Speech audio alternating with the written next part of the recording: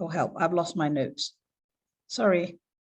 Dr. Ong is a second career academic, and leveraging his extensive work experience across industrial section, he coordinates consulting projects that connects academia with industry.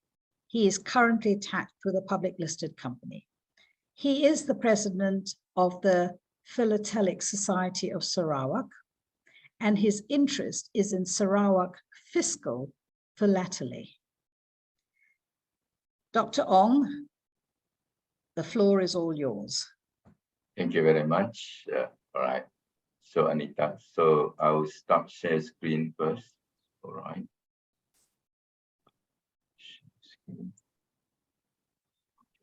Okay. All right. Anita, can you see the screen now? Yes.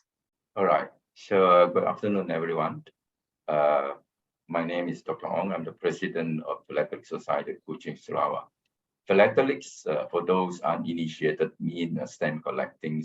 Is in Latin, it's actually a lover of text, whatever it is, because technically stamp not only for postage, but for revenue collection as well. So without further ado, as you know, James Brooke came to Sarawak sometime like 1839 and suppressed, helped the rebellion and be proclaimed a Raja in 1841. So until 1869, there's no stamp issue in Sarawak. The postage and the mail were handled using Indian stamp, as because Sarawak actually was under British protectorate. So somehow in 1867, they decided that Sarawak should have their own stamp, because Sarawak as a sovereign state should have its own banknotes, its own flag, as well as his own stamp. So the first stamp was this one on the picture, you can see it. So you can see it is actually an image of James Brooke, a quarter face image. So you can see JBRS. So that means James Brooke, Raja of Sarawak. The denomination is 3 cents. All right, this is the first stamp. So it was sometime designed 1868, went to printed by Scotland, in Scotland, and then issued out on the 1st of March, 1869. Unfortunately, by that time, James Brooke has passed away in UK. So technically, this is a commemorative stamp in memory of the first Raja. The figure, denomination 3 cents, is a standard rate for revenue collection. At the same time, also for postage stamp. This stamp is only valid from Kuching or Sarawak then to Singapore. Beyond Singapore, you need to attach a straight settlement stamp. So this is a block of 4. So normally they are found in 1, but if you can find block of 8 like this, it's much more valuable. The next one will be the block of 10. This is even much more valuable. And these are some of the called the punch hole and called perforation for those uninitiated in philately. So these are the first stamp of Sarawak. It was used until 1871 when James Charles Brooke, the second Raja, decided that he should have his portrait on the stamp itself. So there you are. This is the second stamp of Sarawak issued on February 1871. Again, it's 3 cents. Now you can see that there is a CBRS. So RS, Raja of Sarawak, remain. Now it's C instead of James of Charles Brooke, 1871. Again, these stamps are valid for Kuching or Sarawak to as far as Singapore alone, right? Then in 1875, as the rate changes, so more denominations start to appear. So you have 4 cents, 2 cents, 4 cents, 6 cents, 8 cents, and 12 cents. You notice that 4 cents is similar to the 3 cents, but then the postage change. So this is the third set of stamp. This one issued in a singular debt, one issue, one time. After that, they change. So we can see this is still the second Raja, portrait of the second Raja. This one was issued on the 1st of November, 1888. Unlike the current modern stamp, where all the issues are issued simultaneously, concurrently at one go, in the olden day, they issue stamp by stamp, one denomination by one denomination. So as per requirement, so 4 cents was much required. So the first issue will be the 4 cents on the 10th of November, 1888. And then followed by the 2 cents, and then 3 cents, 6 cents, 8 cents, 12 cents, and 25 cents on 11 November. The 1 day difference is because of the shipment from UK, all right? So this is printed by Dilalu. So you notice that so far, even until the end of this presentation, you can only find the portrait of the Raja. Why this is so is because it followed the Queen Victoria style when the first stamp of the world, the penny black. What appeared on the stamp was the portrait of Queen Victoria. So this follows suit until, so it may be quite boring for some of you, but you can see that this stamp are actually having only the portrait of the Raja. Then you can notice that there are dual usage. Here you can see postage, and then you can see revenue here, right? So and then the color is used to denote the different denomination, easier for the postage authority to do this, to identify the stamp used. So phase 2. Now the 2 cent stamp was used for pushing to internally, pushing to other area. By 1888, the Sarawak territory had expanded somewhere to Bintulu area. So a lot of 2 cent stamp was used. So you notice that if they want if the 22 cents stamp were out of stock, they need to replenish it. But to reorder from United Kingdom will take a long time. So it is quite common to overprint some of the higher denomination, which is less used, like this 8 cent. Beneath the 2 cent, you can see a 8 figure 8, which is this figure. This stamp was chosen because it was least used and plenty of stock. So the 2 cent was printed on this stamp. All right. So this is quite common in the early stage of stamp in South Asia. All right.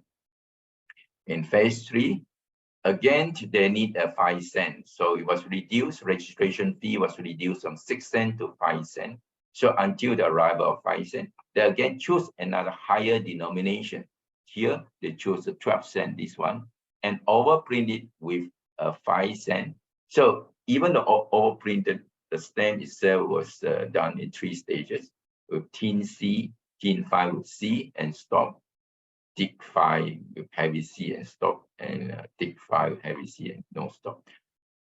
For those uninitiated, this variation actually denote different valuations in terms of the price of the stamp. For this presentation, I'll not discuss on the price of the stamp, but you can contact me if you wish to know their catalog to show the price. Right. This is phase 3.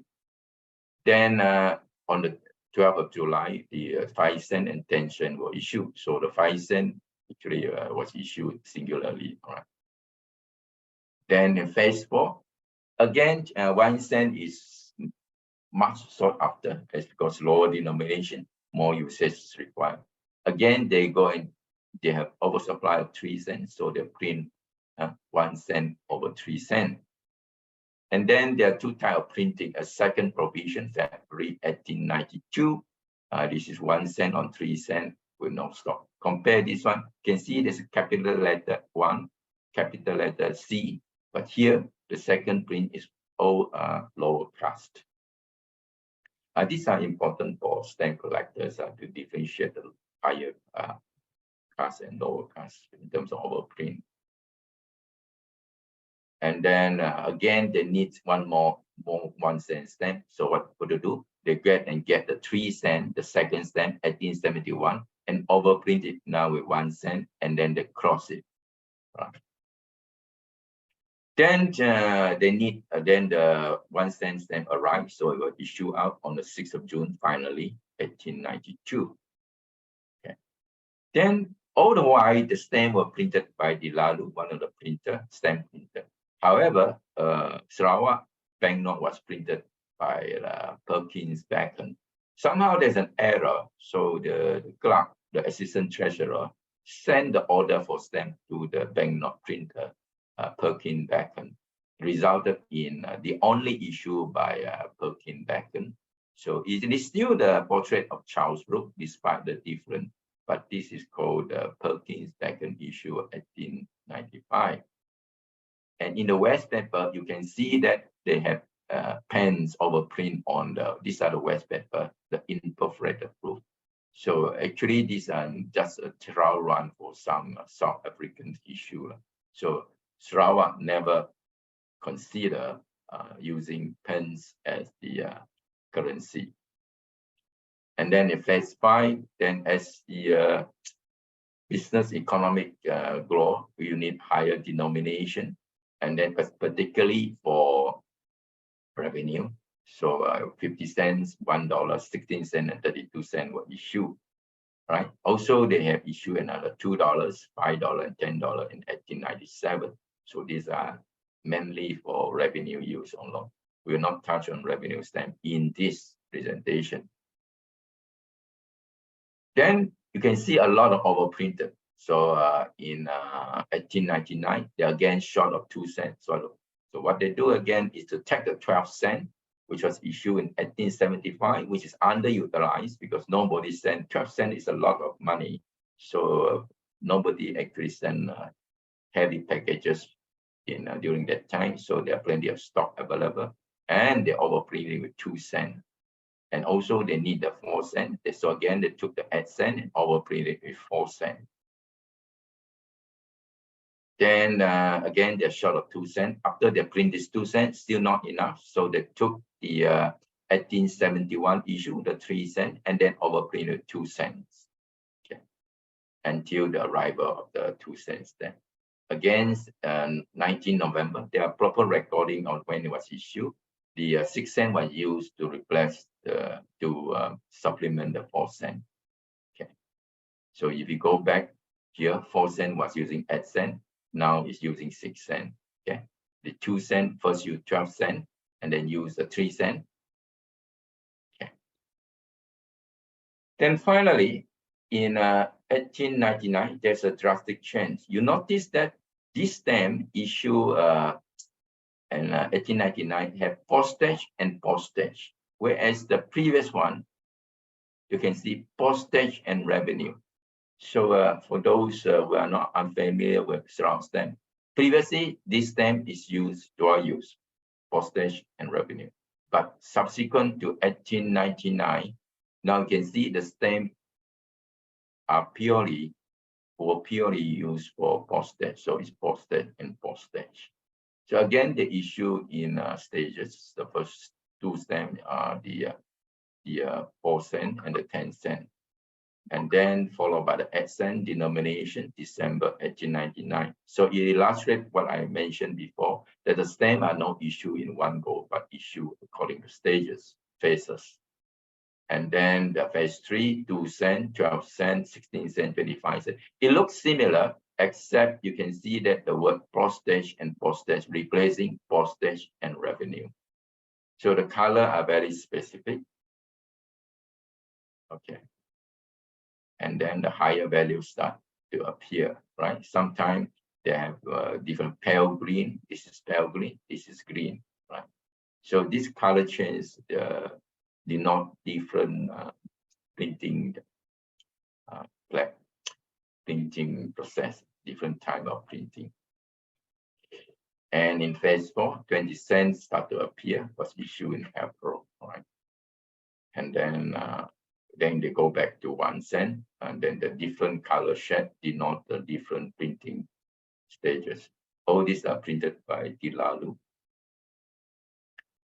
And the last phase, phase 6, was a 3 cent denomination, Dow purple, in 1908. Okay. Subsequently, after 1908, there is no more stamp issue until 1918. The reason is because the stock of stamp are sufficient to meet the demand.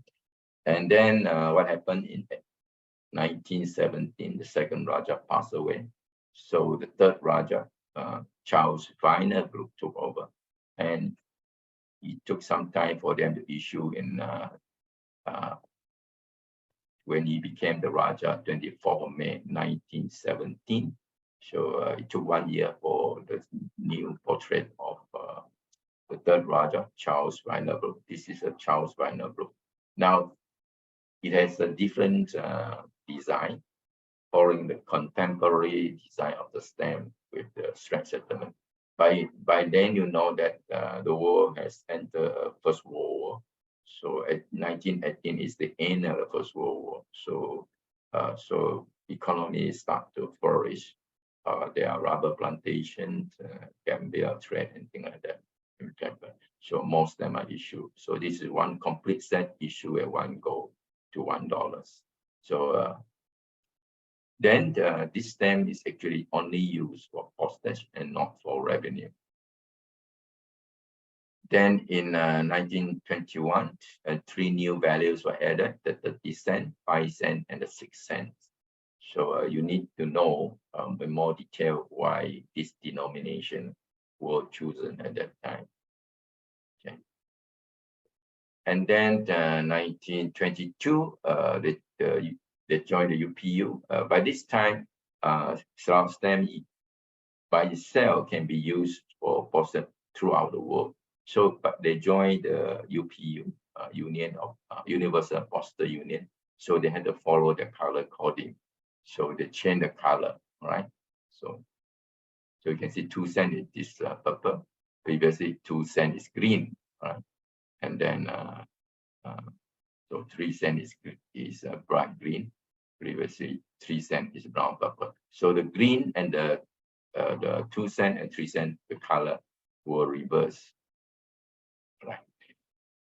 Again, in late 1922, 1 cent stamp is again in demand. So what they do is they follow whole practice, take the higher denomination 10 cent, slide it off, and overprint it with 1 cent.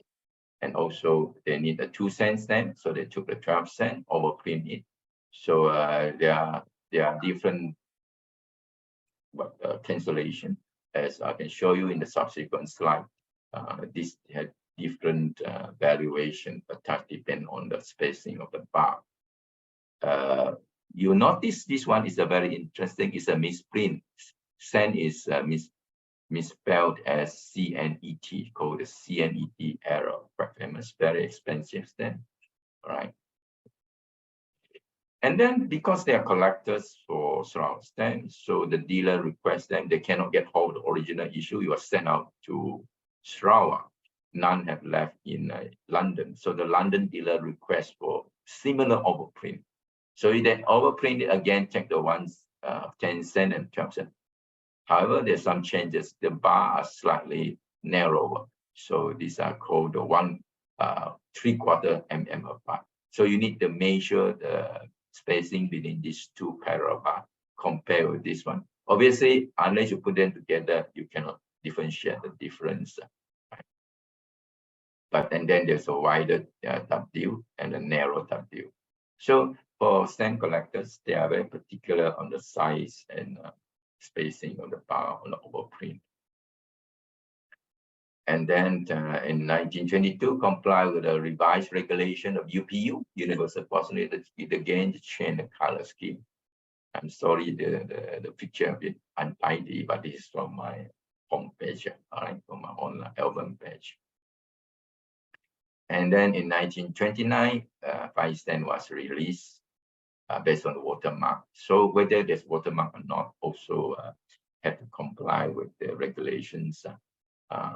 No watermark for Sarawak stamp, because there is a certain regulation whether the stamp used, the paper used should be watermarked or not. Then in 1932, there's a chain of printer. This is the new printer, right? Watkinson's issue. So this one actually, if you are a collector of banknote, you can see the portrait is the same as on the banknote itself, right? So again, it is actually used for postage, although there's no word postage mentioned here. Yeah, there's only one word postage mentioned here. At that time, the telegraph was become almost the internet of that time. So there are charges for stamp used for telegraphs, that they overprinted this set of stamp with the word telegraph for a high value $2 and $5. This one, the maximum is $1, but they need $5, so they overprint it. Okay. Then in 1934, they changed the new printer again. The image the same, but the printer different. So this is 1934 issue. So up to $10. Now you can see that it's actually postage and revenue. So they reverse back to dual usage of the stamp, particularly for economic use, rather than stamp you only use for postage and stamp only used for fiscal. Obviously, fiscal stamp, there's another topic. I can do a presentation purely on fiscal. They have different set of stamp issue purely for revenue collections. And again, 1st of March 1941, the war is already entered Second World War because the Nazi Germany invaded Poland. And so 1st of September 1939, there's a war going on in Europe, but so peaceful, still in March 1941 in Southeast Asia. All right, so they changed the color. Okay. And then on 17th of December, the Japanese Imperial Forces occupied Miri, and they stayed there for 1 week. And then by the Christmas, 1941, December 24th or 25th, they occupied Kuching. This is a very controversial issue because this one is used only for a short period. So they didn't realize that they can occupy Sarawak so fast. So they did not bring the Japanese stamp. So they took the 1934 issue and overprinted with Thai Nippon Tiko Chenpu. For those uninitiated in Mandarin, this means Great Japanese Empire Government, right? Government of the Great Japanese Empire, right? So there are a lot of forgery around this issue. Some are inverted, some are diagonal, linear one. So very hard to decipher. I probably believe this is a genuine set, right? So the high values you can see clearly. So, but these are shortly used, only used only for a very short period, because then we were informed that the Japanese not particularly like the image of the third Raja. By the time third Raja has already flew over to Australia, set up government exile in Melbourne. So they don't particularly like the image of the third Raja. So they overprint it and use it only for a short time. I think it's 1942 or 43. So there's still a lot of debate on whether these are genuinely used, right? Then, however, on the other side of the fence for the revenue collections, they actually have no qualm about using this. And these are actually 封线纸, the 3 word mean this actually used. They took the stamp because they have adhesive, they can use it to seal a document and envelope. So they use it as a sealing level, so 封线纸. At the same time, they also overprinting with soju. Like I mentioned before, I remit this talk to only the postage stamp. So if you wish me to do a revenue one, I can do it the next session, probably next year. So again, you have this soju, which is adapting for, it means receive inwards. It's actually used for revenue. Obviously, this stamp was used until way beyond 1945, even after the Japanese has surrendered on the 15th of September 1945. So, and then the authority that took over is the BMA, the British Military Administration. So what they did is that they have 2 versions, the BMA Malaya Division and the BMA Borneo division. So we're not talking about the BMA Malaya division. We talk about BMA Borneo division. So in Sabah, North Borneo, and Sarawak, they have overprinted in the BMA. Technically, it should be a British Borneo military administration, but because of the usage in Malaya division is called BMA, so they follow suit, shortened down to BMA. So they choose 20 values and use it as BMA. That actually, the Japanese occupation actually ended the Brooke rule, except they came back sometime in April. And then the third Raja returned to Sarawak sometime in February and ruled until sometime June, right? By that time, they have reissued this one, which is supposed to issue in 1941 to commemorate the 100th century rule of Sarawak. But unfortunately, the Second World War disrupted it, so it was delayed and reissued in 1946. All right, so on 18th of May 1946. So here you get the third Raja in the center, the first Raja on the left, and then the second Raja, Charles Brooke, on the right. Right, 1841 to 1941, but issued on the 18th of May 1946. So technically, this is the last issue bearing the portrait of the three Raja together, the first and the last, and last issue from the Brooke Dynasty. Now, although the Sarawak became a crown colony 1st of July 1946, there are some resistance to being a crown colony. Some still want ruled by the Brooke Dynasty, but you can change the historical facts. So effectively, the rule of Sarawak by the Brooke Dynasty ended sometime on the 1st of July 1946. But then it was then under King George VI. And then they have this system called Royal Cipher. So this is called the Royal Cipher, the crest. So Royal Cipher. So they took the 1934 issue, sometime reissued in 1946, and overprinted it with the Royal Cipher. This is called the 1947 Royal Cipher issue. So on the BlackBerry Wilkinson issues. So the up to higher denomination is $5. With that, I conclude my presentation. So I hope it has been an interesting presentation for you. I'm now open for Q&A. Thank you very much for your attention.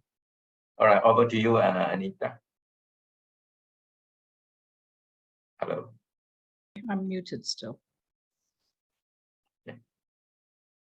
All right. Thank you, Dr. Ong, for a very interesting talk about the stamps of Sarawak itself. It is interesting that, to me, that when you look at all these stamps and the distance they had to travel from printing to the country that they were going to be used, and the time frame and all the overprinting that they had to do, it gives another I don't know, dimension to our history, that there were so many things that were happening so far away that we slowly learned how to do our own printing, I guess, eventually. But in the meantime, we didn't have that facility. And so, it took a long time for them to come, to be posted, I guess, by ship, sent by ship. So we had this lovely overprinting. I think that makes for an interesting part of this stamp history of here too. Right. Question. The first question that we've got up here. Information. You can find a used copy standalone, but right. There's so far no genuine copy that the stamp are actually still attached to the envelope.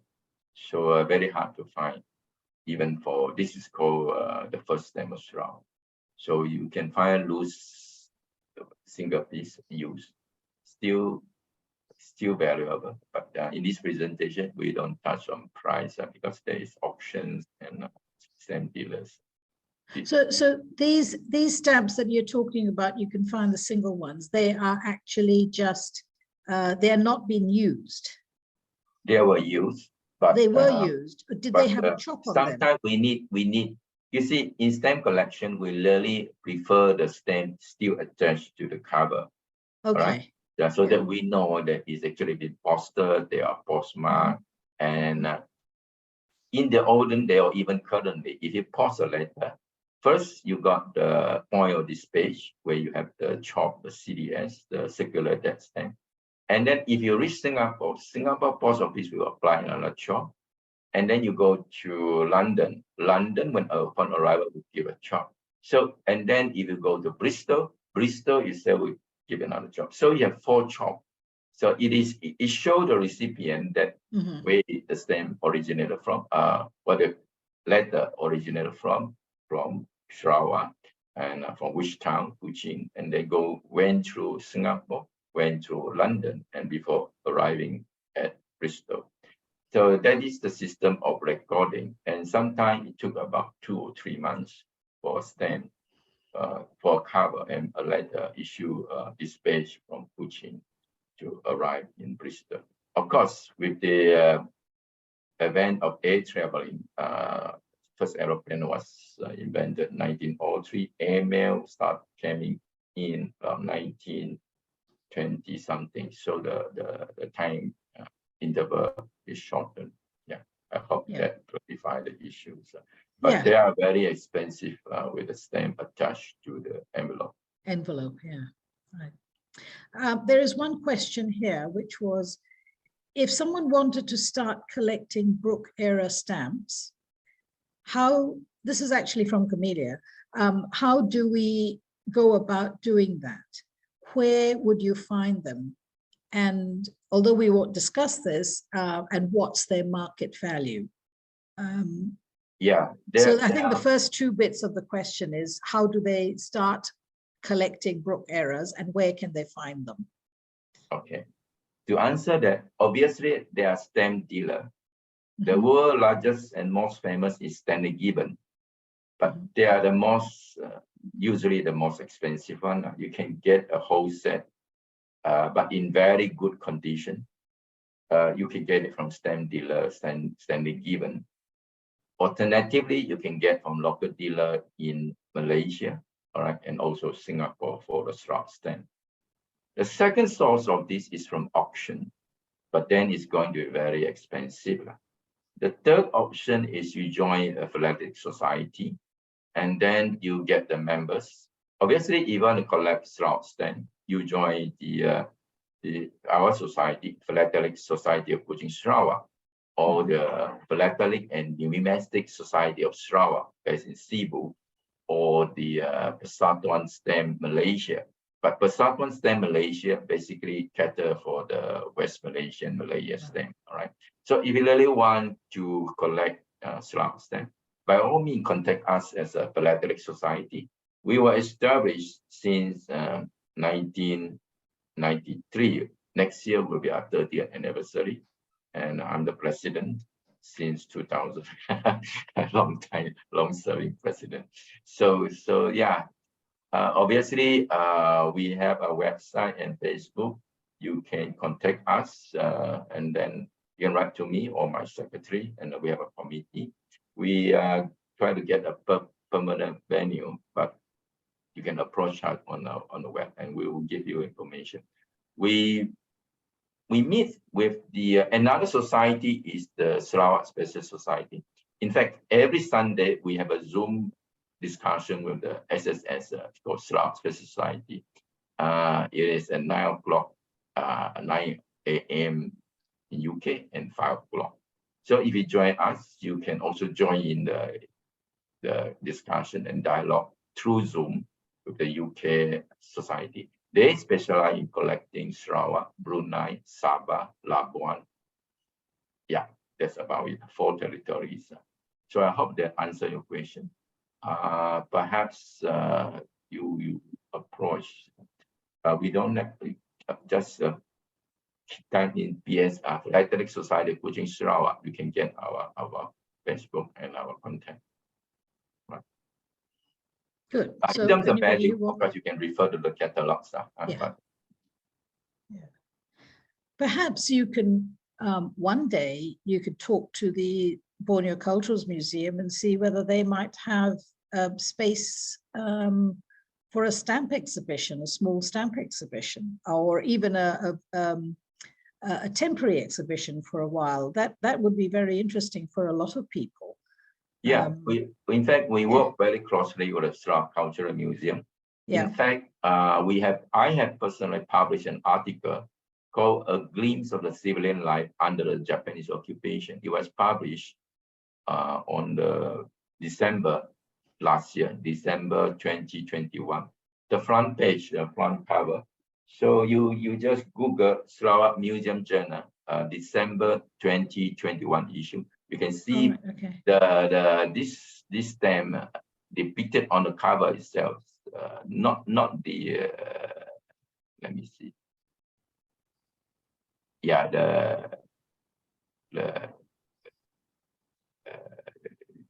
this one on the cover itself in bluish color. Right. So we work very closely with the SMJ museum. Yeah. And then we have a public talk at the Sarawak Museum, at the friend of Sarawak Museum. And by the way, our patron is the Premier of Sarawak, Yang Amat Berhormat Tan Sri Dr. Abang Johari. So we are well supported and also supported by the Ministry of Tourism and Heritage. Part of our mission is actually to preserve and promote the heritage of Sarawak. Hope that answers your question. Yes, no, that's excellent to know that, you know, there is a way for the public to start learning more about that period in time and about the actual stamp and stamps in Sarawak from a long time ago to even present day. Hopefully, yes, that's excellent. Do we have any more questions from the audience?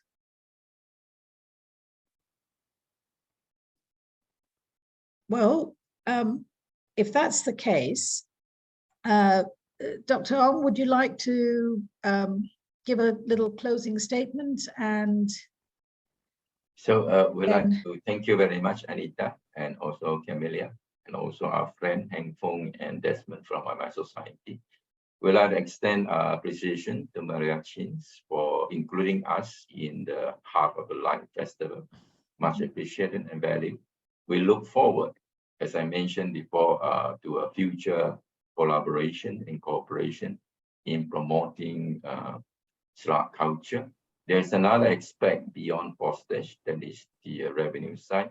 If you we do encourage, if you publish this in YouTube, that the audience going to approach and purchase a copy of the Sarawak Museum Journal, then you can understand from the document and the stamp. It tells you a lot of history in concrete example. So once again, thank you to Mariam, Anita, and Camelia for your collaboration and cooperation. Much appreciated. We, from Philatelic Society of Kuching Sarawak, we express our gratitude to you and thank you for the opportunity. Thank you very much. And thank you for all the audience here or on YouTube. Thank you. Okay. Thank you, Dr. Ong, again, and thank you for the audience that did come in to watch the whole, to listen to Dr. Ong's talk. And our next talk on the Half of the World series is at 6 o'clock this evening, when Dr. Monica Janowski will be talking about, oh, sorry, I've forgotten what it was now. I'm getting bad at this. The rice-based kinship and the hearth. This is about the communities in, like the Kalabit, where rice is a very important part of their society. not just food, but anyway, and then the fire, of course, comes into this. So 6 o'clock this evening, Monica Janowski is going to be talking about rice and the hearth. So do join us again. And in the meantime, good afternoon. Have a good time for the rest of the afternoon. And we say goodbye. Thank you. Bye. Thank you.